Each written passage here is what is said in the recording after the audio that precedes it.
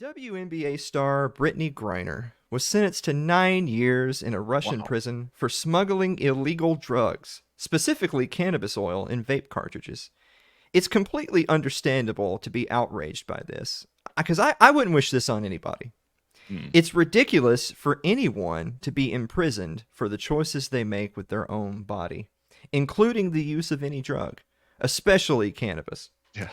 But the issue for me isn't the righteous indignation over Russia's treatment of Griner. The issue is with some of the people bloviating the loudest over it, particularly in the Biden administration. Take Vice President Kamala Harris, for instance.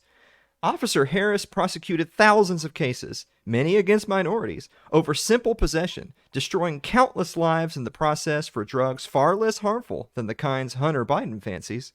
Oh, and speaking of Hunter Biden, his dad, Joe, before he became the dementia-addled executive he is now, was well known for being the author of the 1994 crime bill that got tough on criminals for doing exactly the kinds of things that we have photo and video evidence of his son doing.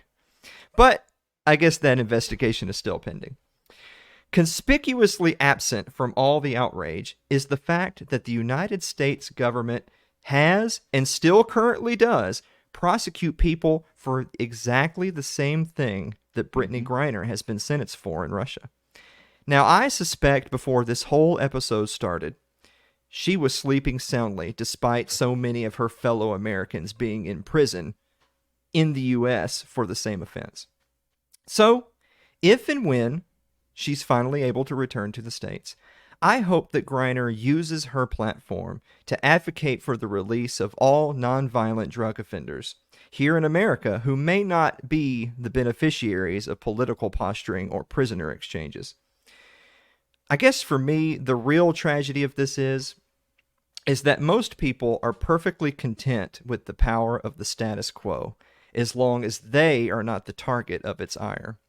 Mm-hmm. It's a real shame that some people have to have it happen to them before they're willing to take a stand.